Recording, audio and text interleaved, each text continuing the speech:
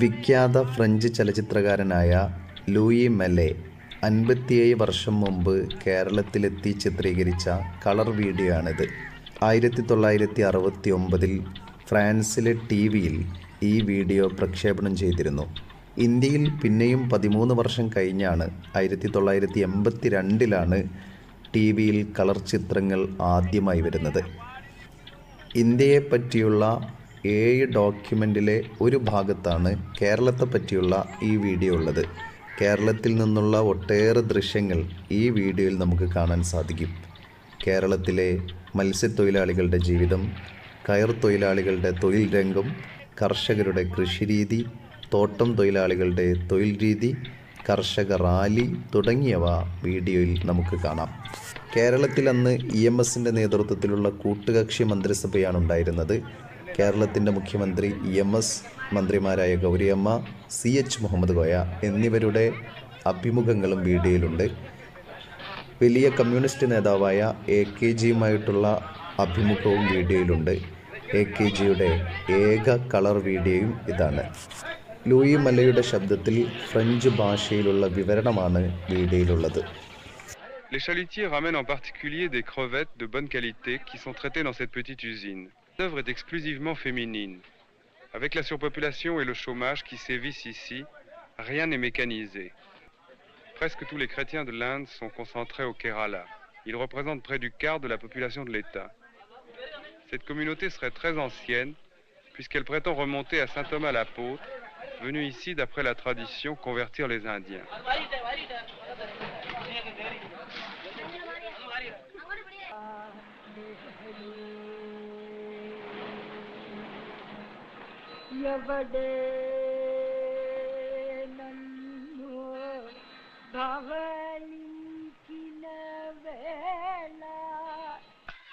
Mardi 17 avril, nous retournons dans les lagons. Même l'écorce des noix de coco est utilisée. Les villageois la font tremper dans l'eau pendant 6 mois, puis ils la battent pour en détacher la fibre que les femmes ensuite démêlent et filent sur des rouets primitifs. Ce n'est pas une matière de premier choix, mais on en fait de la ficelle ou des nattes grossières.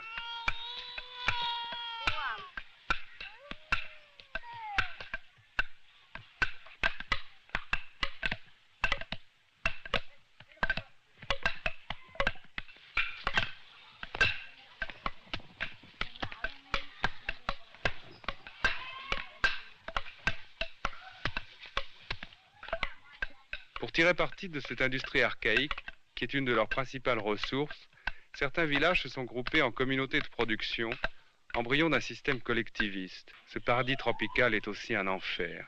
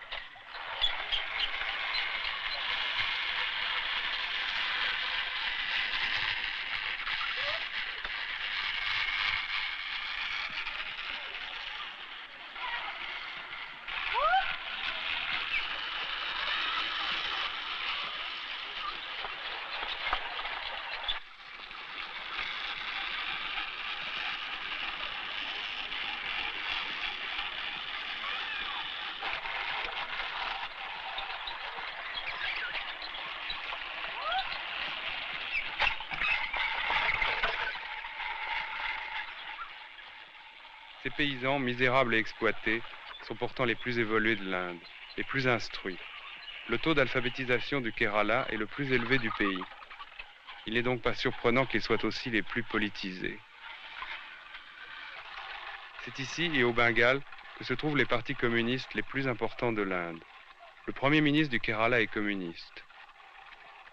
Je me suis posé beaucoup de questions sur les communistes indiens. Tout au long du voyage, j'ai interrogé des dirigeants sur leurs forces réelles dans le pays, leurs tactiques, leur division en deux grands partis rivaux, qu'on appelle bizarrement ici communistes de gauche et Dimanche 15 avril, grande manifestation communiste à Trivandrum, capitale du Kerala. « 100 000 paysans venus en camion se rassemblent sous la pluie et vont défiler dans un ordre impressionnant. La manifestation a deux buts contradictoires. D'une part, soutenir Namboodiripad et son gouvernement. C'est presque un défilé officiel avec l'appui du pouvoir.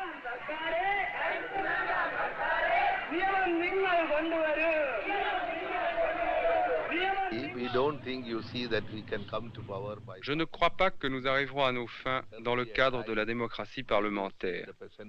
Un jour viendra où les paysans dans les villages devront s'organiser et collaborer avec le prolétariat urbain.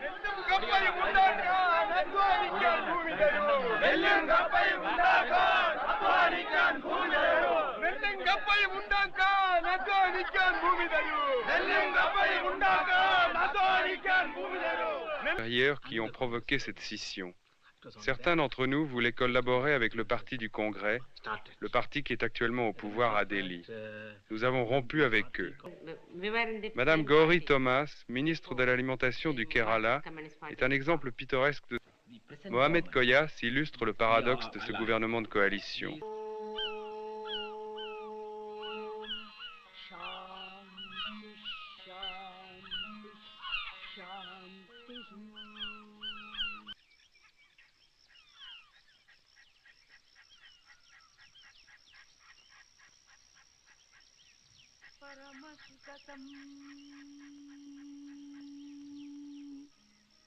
Kevalam Jnanamurtim Dvandvatitam Gaganashadrusham Tattvamasyadilakhyam Yekam Vimalamachalam Sarvadhi. Il s'agit d'en faire partie, de s'y intégrer. Qui nous battons avec le temps dans une course absurde au bien-être matériel et qui ne sommes égaux finalement qu'en solitude. Machine à coudre sur une route déserte.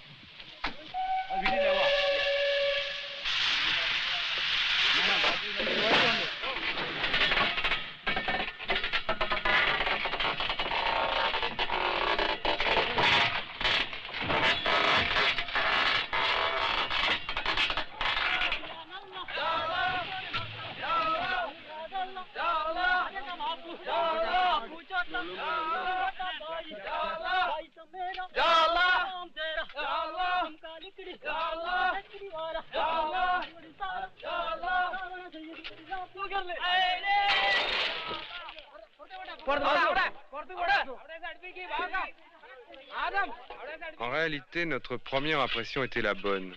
Les chemins de fer indiens sont un vestige du passé colonial, Kipling et l'Angleterre victorienne. Mercredi 11 avril. Ici encore, nous retrouvons le fantôme de l'Angleterre coloniale. Ces jeunes filles travaillent dans une plantation de thé, à 1000 mètres d'altitude dans les montagnes du Kerala, compagnie anglaise qui l'exploite selon les plus strictes méthodes capitalistes. Les ouvrières sont attachées au domaine, nourries et logées sur place. La cueillette a lieu toute l'année, au fur et à mesure que les feuilles repoussent. Le travail est planifié, le rendement est excellent.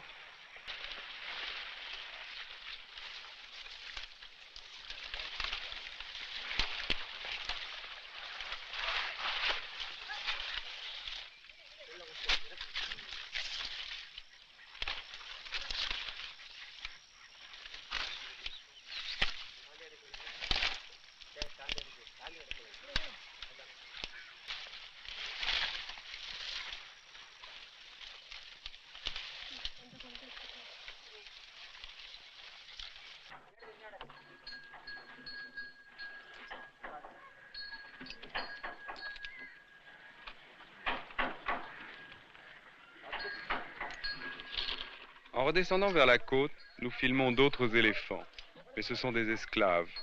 Ils travaillent dans un dépôt de bois attenant à une scierie. Intelligents et dociles, très puissants, ils coûtent moins cher qu'un bulldozer ou un tracteur.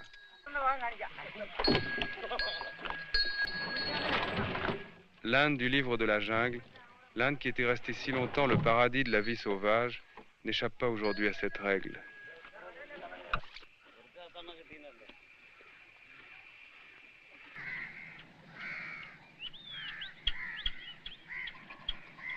Lundi 16 avril, près de la ville de Cochin, le long de la mer, nous découvrons un admirable paysage de lagons et de canaux. L'eau, les cocotiers, une infinité d'îles forment une nature mouvante où la terre et la mer se mélangent. Un rêve touristique garanti, encore intact pour le moment, mais qui ne tardera sûrement pas à être exploité.